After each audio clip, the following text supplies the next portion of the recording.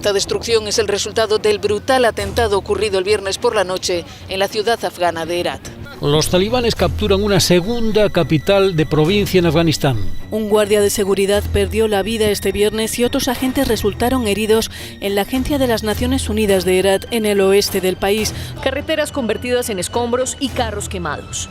Ese es el resultado del ataque contra la casa del ministro de Defensa en la noche del martes. Las protestas contra los talibanes comenzaron este lunes en la provincia de Herat y desde entonces se han extendido a otras partes del país.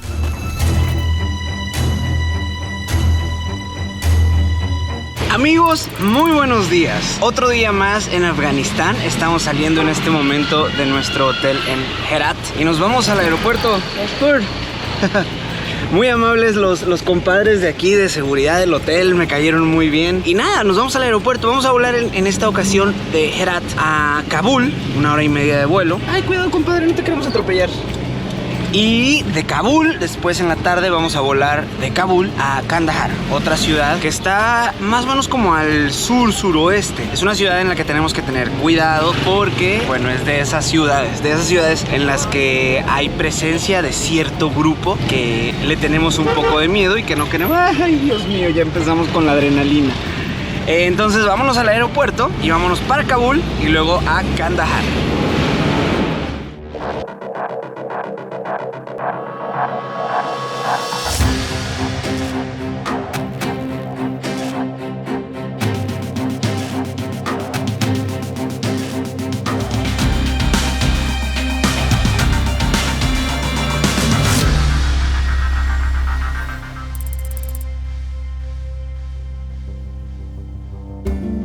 Para este punto de mi viaje por Afganistán, quedaban solo 2 meses antes de que los talibanes capturaran por completo a todo el país. Yo me encontraba en la ciudad de Herat y a pesar de que Estados Unidos ya había retirado a más del 50% de sus tropas y que los talibanes ya habían comenzado a ganar territorio con la captura y control de casi la mitad del país, principalmente en pueblos y provincias, por lo menos las ciudades principales como Kandahar, Herat, Mazar-e-Sharif y la capital Kabul se mantenían relativamente seguras y aún se podía percibir una especie de tranquilidad y confianza entre sus habitantes. Casi como si la amenaza de los talibanes no fuera algo preocupante, o como si tuvieran mucha confianza en que aún con la retirada de los Estados Unidos y aliados, el gobierno y el ejército de Afganistán pudiera contener a los talibanes y evitar que se apoderaran de todo el país durante las próximas semanas, como lo hicieron. Como quiera que fuera, nosotros ya íbamos rumbo al aeropuerto para viajar hasta otra ciudad del país y yo sin saberlo, en ese momento estaba observando por la ventana lo que serían mis últimas impresiones de lo que llegó a ser la ciudad de Herat hasta hace unas semanas antes de la captura de los talibanes.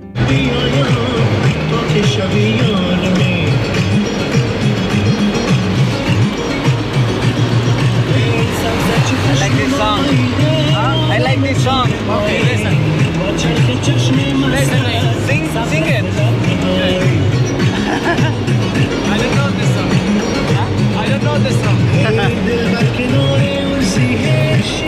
Al llegar al aeropuerto, nuevamente tuvimos que pasar por una serie de puestos militares y barricadas para llegar hasta el estacionamiento y de ahí atravesar otros filtros de seguridad caminando para llegar hasta la terminal. Y en el camino, Maddie como siempre insistió en ayudarme con mi maleta y yo aproveché este momento para grabarles algo que me pareció curioso e interesante y que ya había visto también en el aeropuerto de Kabul. Se trata de un globo cautivo de vigilancia, que es como una especie de globo aerostático, pero está sostenido por unos cables al suelo para mantenerlo en el mismo sitio y en su interior está equipado con radares y un sistema óptico de alta tecnología para detectar y observar enemigos a varios kilómetros de distancia. Y fueron instalados por el ejército estadounidense en varios aeropuertos de Afganistán que además de funcionar como aeropuertos civiles, son o eran utilizados como bases militares.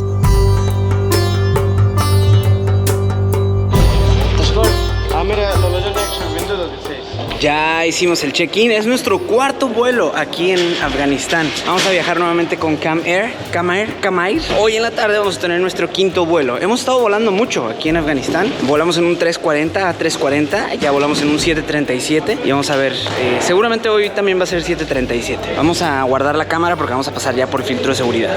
Ya pasamos el filtro de seguridad. Lógicamente no puedo grabar por temas de seguridad, en ningún aeropuerto se puede. Dato interesante, aquí en Afganistán mucha gente me dice que parezco afgano. De hecho, llego por ejemplo a los filtros de seguridad o a algún punto donde tenga que tener contacto con alguien y me hablan en afgano y no les entiendo nada, obviamente, y me quedo así como con cara de ¿qué? Y ya después como que se dan cuenta que no hablo afgano y ya me empiezan a hablar. Y ahorita me dijeron en el filtro que qué bonito trajecito traigo y que parezco afgano. Entonces me lo han dicho mucho. Es bonito, me gusta. Digo, nunca pensé que fuera a parecer afgano, pero me gusta parecerme a la gente local. Vamos a esperar aquí nuestro vuelo. Esta es la sala de espera de este aeropuerto. Tenía ganas de comprar como golosinas, pero aquí no hay una tiendita, entonces nos vamos a tener que esperar hasta que lleguemos a Kabul.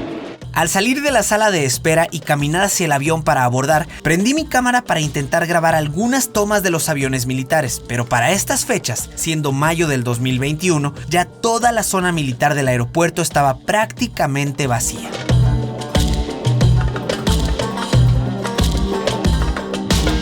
Ya estamos a bordo, nos tocó salida de emergencia. En este caso no podemos llevar entonces nuestra mochila debajo del asiento frente a nosotros, porque al estar en salida de emergencia, en caso de una evacuación no puede haber nada aquí. Entonces ya la subimos y bueno, les enseño. Estamos en la parte del ala de este 737-300 o 500, aquí dicen el modelo. Tenemos televisión, tenemos para poner la tarjeta de crédito en caso de que queramos. Digo, no sé si esto funcione para este avión, pero esto anteriormente lo utilizaban para si querías comprar algún servicio, una película, o incluso había unos aviones en los 90s que traían teléfono. Entonces pasabas tu tarjeta y podías hacer llamadas. Muy interesante, se dejó de utilizar esa tecnología. Ahora en lugar de eso, pues traen Wi-Fi. Entonces te puedes comunicar con tus familiares por medio de WhatsApp si quieres. En algunos aviones, no en todos.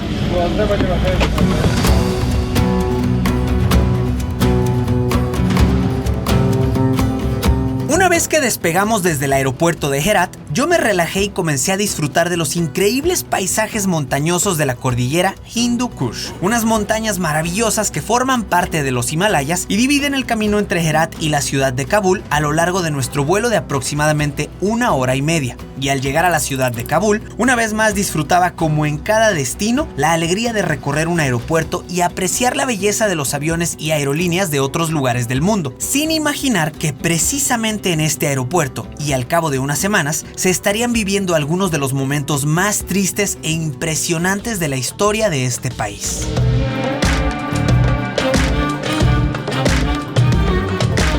Al bajar de nuestro avión, y como estábamos estacionados en una posición remota del aeropuerto, nos subimos a un aerobús que nos llevaría hasta la puerta de la terminal. Y en el camino recorrimos toda la zona de plataformas que seguramente podrás reconocer si viste las noticias más recientes, ya que fue justo en esta parte del aeropuerto en la cual miles de personas que lograron burlar todos los filtros de seguridad llegaron para intentar abordar cualquiera de los vuelos que estaban a punto de salir y así poder escapar de Afganistán.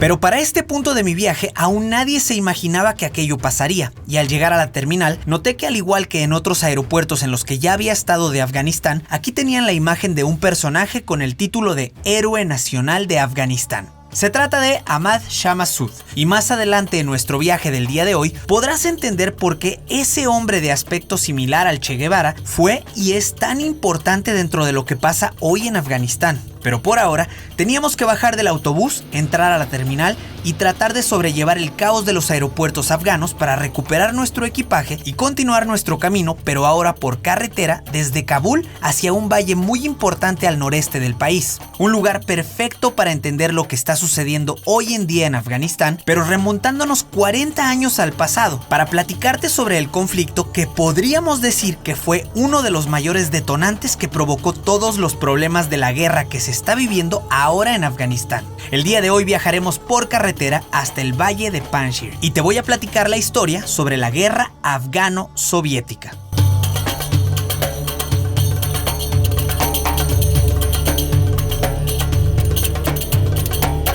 Amigos, buenos días. Estamos en camino a la tumba de uno de los héroes nacionales de Afganistán y estamos en el Panjshir Valley. Me comentan que aquí es igual de seguro que en Bamiyan en el tema de como turista. Si se fijan, no traigo mi turbante cubriéndome la cabeza. Paramos ahorita a comprar pan porque a Amit se le antojó el pan y veo que es muy popular aquí el pan. Todo el mundo come pan en todo momento, para desayuno, para comida, para cena, y hay por todos lados estos negocios que venden el pan de esta manera, como en la ventana los ponen, y es este pan que se llama naan. Les platicaba que aquí es un lugar igualmente seguro como Bamiyan en el tema de nosotros como extranjeros poder andar en estos lugares sin problema. Pasamos hace unos minutos un punto de revisión y obviamente no pude grabar ahí, sí estaba como muy complicado, pero les platico más o menos cómo fue la experiencia. Llegamos, eran en realidad 3 puntos. El primero era como de militares, el segundo era como de la policía y el tercero como de la inteligencia, de no sé. Desde el primero empezaron como a cuestionarnos y obviamente pues te ven que no eres de aquí, te hablan cuando no sabes qué responder, entonces ya empiezan más preguntas. Entre esas preguntas pues pidieron mi pasaporte, es lo primero que te piden siempre, mi pasaporte.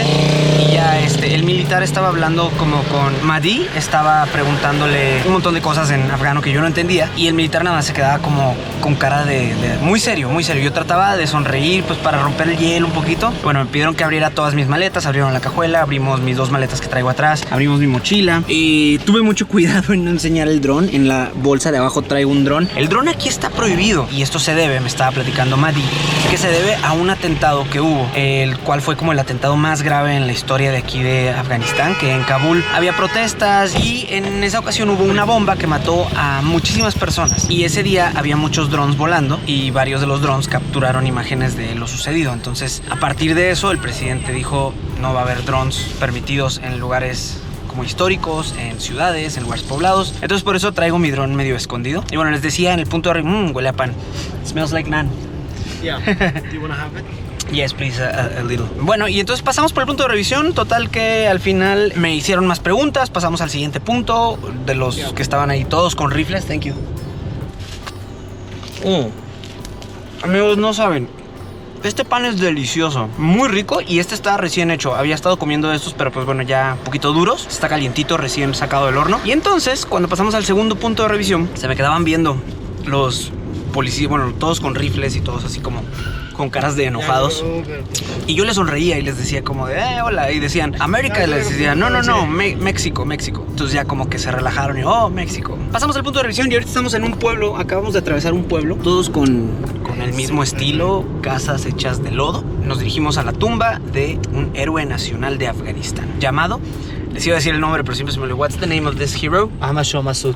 Ahmad Shah Massoud. Y bueno, vemos su cara por todos lados, por todo el país. Me ha tocado ver espectaculares que tienen su cara. Vamos para allá y les platico la historia. Al igual que en los aeropuertos, podemos ver la cara de Ahmad Shah Massoud a lo largo y ancho de casi todo el país, pero especialmente y con mayor frecuencia aquí, en el Valle Panjshir, debido a que Massoud nació en este lugar de Afganistán y fue un importante guerrillero que luchó contra los soviéticos en los 80s y contra los talibanes durante los años 90s. Pero antes de platicarte más sobre Massoud, me gustaría comenzar por explicarte lo que fue la guerra afgano-soviética, ya que a partir de esto podrás entender mucho mejor todo lo que está pasando en las noticias sobre Afganistán, los talibanes y Estados Unidos. Verás, si has seguido mi serie desde el principio, recordarás que en episodios anteriores te platiqué que Afganistán está geográficamente situado en un territorio que durante siglos ha sido de gran importancia para los imperios más grandes del mundo, y debido a esto se han desatado una gran cantidad de guerras y disputas por controlar esta región. Los motivos han ido variando a lo largo de la historia. Por ejemplo, con Alejandro Magno durante la época del Imperio griego o con Tamerlán durante la expansión de su imperio timúrida, la importancia de conquistar este territorio tenía mucho que ver con su ubicación justo sobre el cruce de caminos en la Ruta de la Seda, una ruta comercial por la que transportaban toda clase de mercancías entre Asia Oriental,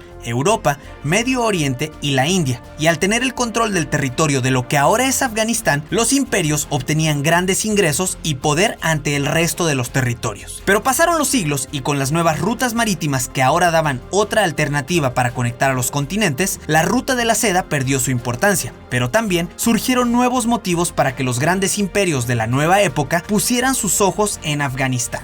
Un gran ejemplo de esto sucedió en el siglo XIX, En aquel entonces, las dos grandes potencias del mundo eran Rusia y Gran Bretaña, y ambos parecían estar en una carrera por ver cuál de los dos conquistaba la mayor cantidad de territorios alrededor del mundo. Para principios del siglo XIX, Rusia ya tenía el control de casi todos los países de Asia Central, y Gran Bretaña había conquistado y convertido a India en una colonia británica. Y al observar esto en un mapa, te darás cuenta de que Afganistán quedó justo entre los territorios de ambas potencias mundiales, y durante muchos años se mantuvo como un territorio neutral que funcionaba como un colchón o barrera protectora para ambos imperios. El problema es que a pesar de que ninguna de las dos tenía intereses reales de invadir Afganistán, tanto Rusia como Gran Bretaña comenzaron a ponerse muy paranoicos el uno del otro, y ambos sentían que en cualquier momento el otro utilizaría el territorio de Afganistán como un punto de entrada para atacarlos a ellos. Y eventualmente Gran Bretaña dio el primer paso y en 1839 invadió por primera vez a Afganistán,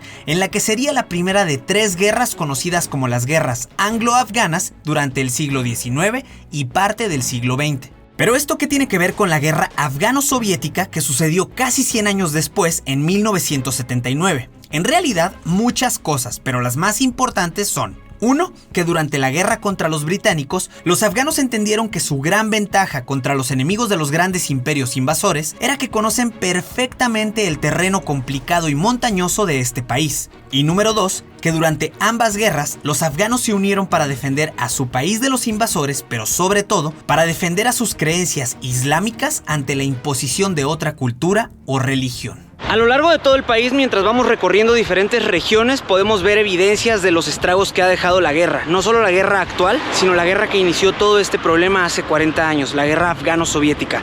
Enfrente de mí tengo lo que solía ser el bazar de Panjshir, aquí donde estamos en este momento. Cruzando el río se alcanzan a ver las ruinas, y bueno, esto fue destruido por los soviéticos a finales de los 70s durante un bombardeo aéreo. Pasaron los aviones por aquí, bombardearon toda esta parte, además de otros lugares de por aquí, de estos pueblos y estas villas, y estos son los vestigios que quedan de lo que solía ser el bazar de esta región de Panjshir.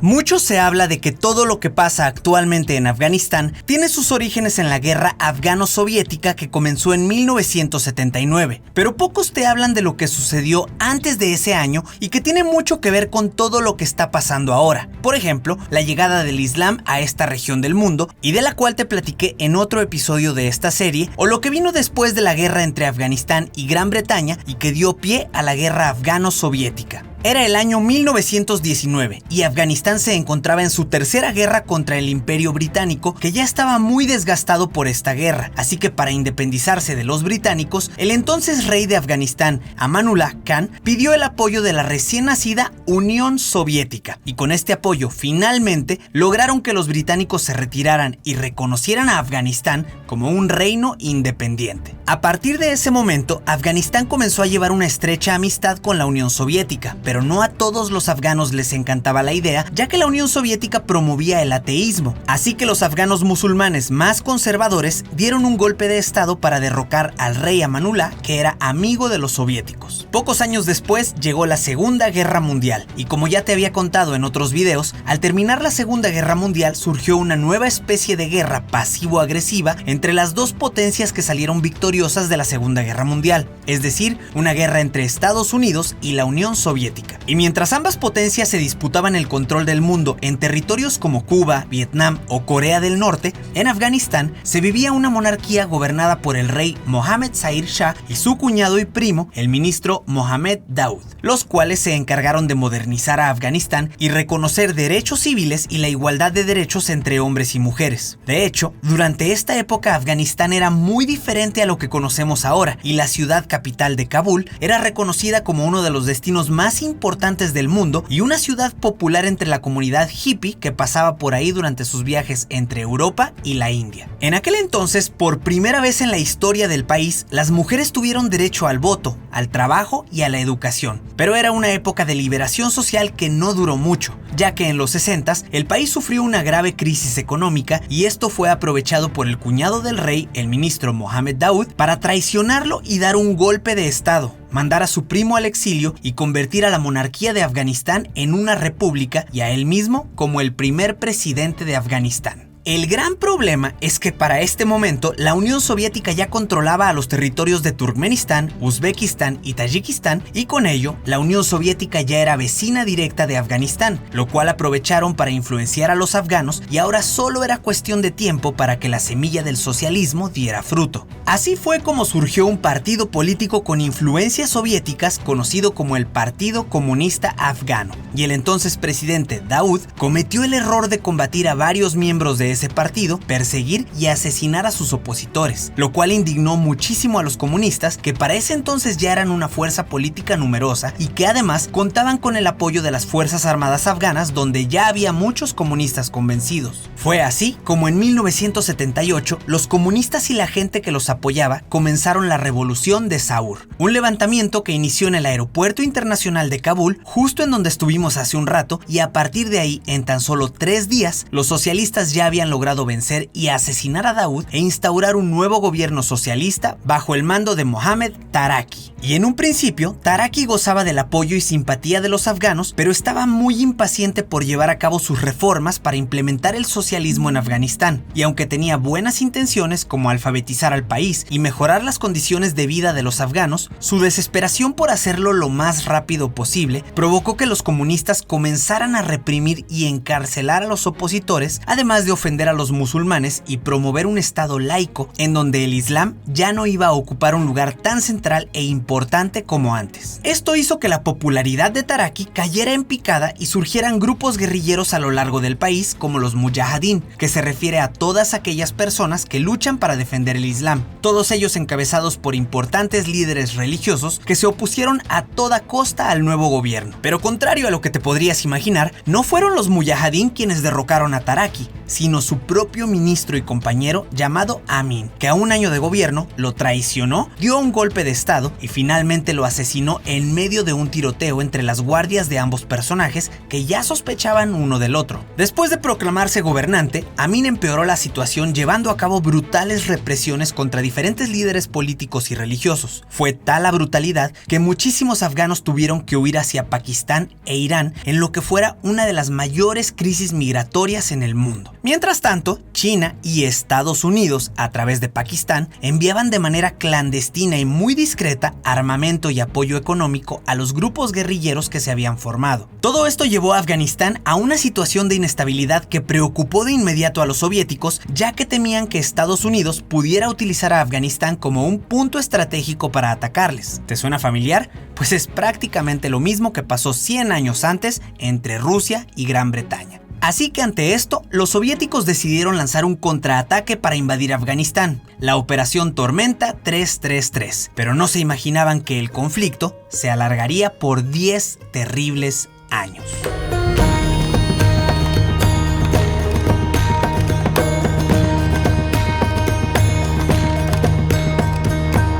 Después de recorrer varios pueblos y subir entre las montañas del Valle de Panjshir, llegamos hasta el mausoleo de Ahmad Shah Massoud, aquel héroe nacional del que te platiqué en el aeropuerto, y mientras caminábamos hacia su tumba, Maddie me explicaba una parte de su historia, pero yo por más que lo intentaba, no lograba concentrarme debido a los disparos que se escuchaban a nuestro alrededor. He had a really good relationship with Asia. He had also a foundation. That foundation in France. Massoud's foundation has helped to make here as it's like a park, and the date anniversary of Massoud. All the people comes from the port of Panjshir, from the port of Kabul, where they prayed for Massoud. And who is this? He was the leader of Afghanistan, and he was the president of Afghanistan for one day too. Al llegar al punto del mausoleo en el que guardan el ataúd con el cuerpo de Ahmad Shah Massoud, pude notar por la imponente construcción y el sitio en lo alto del Valle de Panjshir que para los afganos Massoud se convirtió en un verdadero héroe y orgullo nacional. Pero ¿qué fue lo que hizo Massoud para ser considerado incluso hasta el día de hoy como una esperanza para combatir a los talibanes? Su historia comienza en 1953 cuando nace aquí, en el Valle de Panjshir, y siendo el hijo de un importante coronel de la realeza. Debido a esto, desde niño tuvo mucha influencia influencia de su padre para conocer y entender a la perfección las tácticas de guerra, y al llegar a la juventud se mudó a la ciudad de Kabul para estudiar ingeniería. Fue un estudiante muy brillante y dominó varios idiomas, pero lo más importante fue que ahí en la universidad se involucró con una organización de juventudes musulmanas, y adentro de esta organización se fue convirtiendo poco a poco en un influyente líder político. Todo esto le sirvió para que en 1979, cuando la Unión Soviética tomó el control de Afganistán, Massoud se convertiría en uno de los primeros y más importantes guerrilleros mujahideen que lucharon por 10 largos años contra los soviéticos, hasta que finalmente los obligaron a retirarse de Afganistán. Durante aquella guerra afgano-soviética, Massoud controlaba la resistencia contra los soviéticos en el valle de Panjshir, y por ello luego sería apodado el León de Panjshir.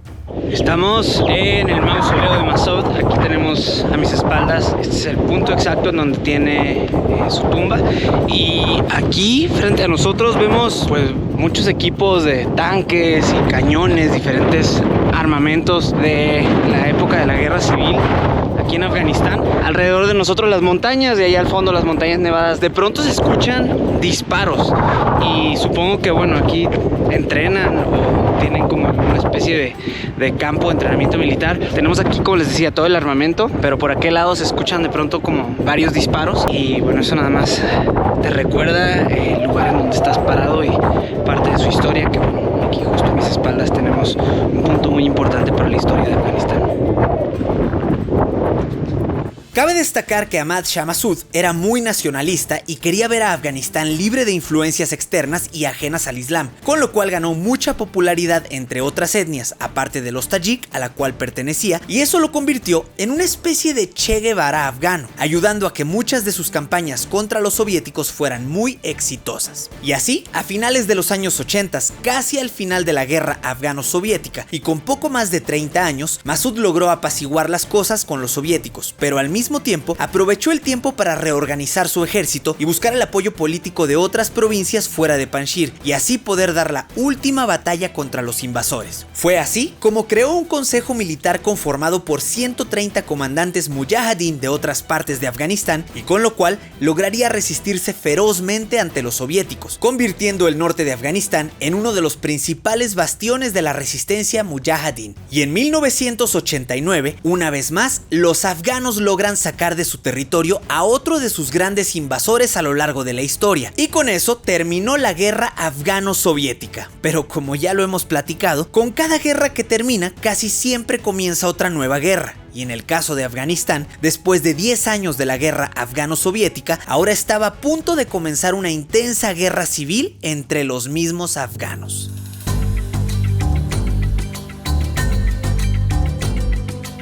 Está impresionante los cañones ya de cerca, verlos de lejos pues como se ve, hemos visto en algunos otros lugares del mundo, pero estos en especial se ve bastante imponente, sobre todo el cañón. Miren. Wow. Y con diferentes escrituras ahí. Vamos a meternos, aquí ya nos brincamos por una cerca. Wow, au, casi me mato. Wow. Vean, qué impresionante. Esto que tenemos aquí escrito, le preguntaba a Mati qué significa, me dice que es como una firma, nada más son como el nombre de las personas, probablemente las personas que usaban este cañón para disparar a los enemigos. Vamos a acercarnos para verlo. Wow.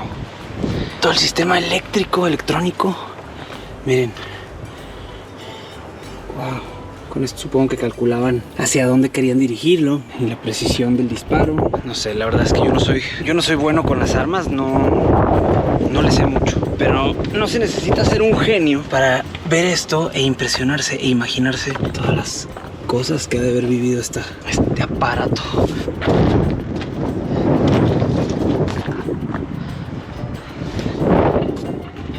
Levantan el cañón.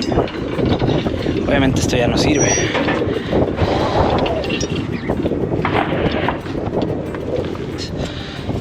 These are Soviet, yeah. These are Soviet. Yeah. Estos son armamento soviético.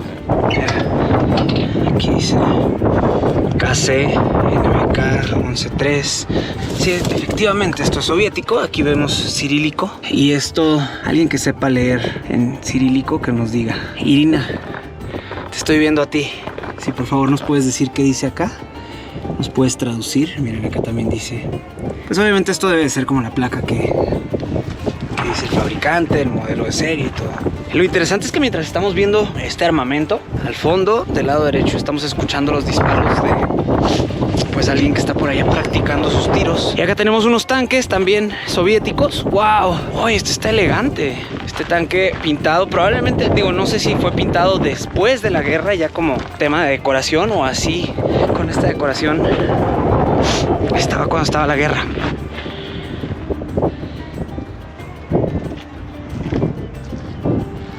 Ahora, si ustedes tienen ganas de ver cuál es o cómo es la experiencia de manejar uno de estos, no como este, porque este nunca lo he manejado, pero tengo un video en mi canal, si no lo han visto, en el cual, estando en Ucrania, manejé un tanque como este. Entonces, si ustedes quieren ver la experiencia, está muy interesante y sobre todo bastante adrenalina manejar uno de estos tanques.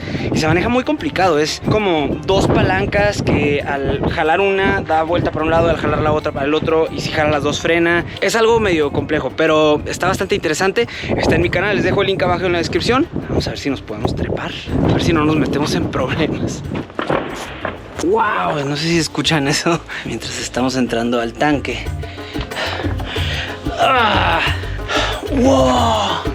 Al terminar la guerra afgano-soviética y luego de la retirada de las tropas enemigas, comenzó la división entre los mujahideen por ver quién se quedaría con el nuevo poder de Afganistán, principalmente entre Masud y otro líder mujahideen llamado Gulbuddin Hekmatyar, ya que por un lado, Masud quería un gobierno de coalición repartido entre todos los grupos de resistencia, mientras que Hekmatyar quería el poder para su propio grupo. Esto provocó una intensa guerra civil entre diferentes grupos afganos por todo el país, y en 1992, Masud, con el apoyo de varios líderes y también de la ONU, logra entrar a Kabul, instaurar un gobierno mujahideen y conformar el Estado Islámico de Afganistán, bajo el gobierno de su compañero Rabbani, y Masud como ministro de defensa. Pero este nuevo gobierno no duraría mucho tiempo, ya que un par de años después, en 1994, estaría naciendo en la ciudad de Kandahar, al sur de Afganistán, un nuevo grupo guerrillero conocido como los talibanes. Amigos, estamos adentro de un tanque de guerra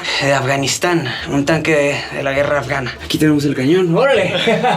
You got up there. Tenemos al enemigo ahí arriba. We have the enemy up there. Ok, qué interesante están los tanques. No es algo que me guste porque yo soy contra la guerra, no soy pro bélico. Pero miren, supongo que aquí esta es como la mirilla de que está operando el cañón. No sé dónde se maneja, ¿dónde está? Creo que aquí es donde iba el asiento. Sí, aquí es donde va el asiento. Y aquí se sienta el operador del tanque, el conductor. Vamos a asomarnos a ver cómo se veía desde aquí. ¡Wow!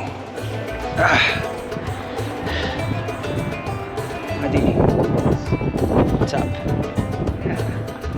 Para ser honestos, al momento de grabar estos videos, tan solo un par de meses antes de la más reciente toma del poder de Afganistán por parte de los talibanes, no me pasó por la cabeza que entre tantos lugares importantes e históricos, existe una gran posibilidad de que este lugar que te acabo de mostrar sea uno de los primeros en ser destruidos por los talibanes ahora que están en el poder, al igual que destruyeron a los budas de Bamiyan hace 20 años. Pero todo esto y el por qué lo vas a entender mejor cuando lleguemos a la ciudad de Kandahar y te cuente a detalle la historia sobre cómo nació el grupo talibán y cómo fue que lograron convertirse en una de las fuerzas paramilitares más radicales y poderosas del mundo. Así que por ahora nos despedíamos del valle de Panjshir y regresábamos a la carretera para conducir de regreso al aeropuerto de Kabul y de ahí tomar nuestro siguiente vuelo hasta Kandahar.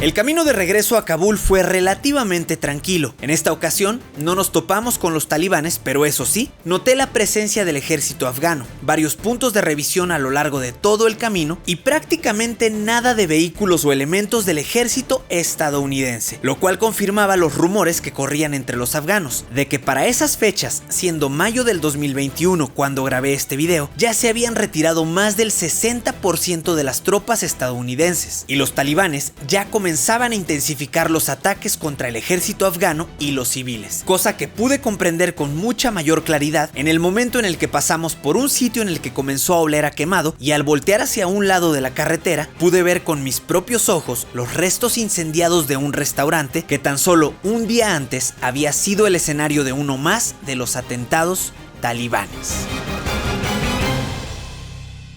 Vamos a entrar a este edificio que es un hotel abandonado.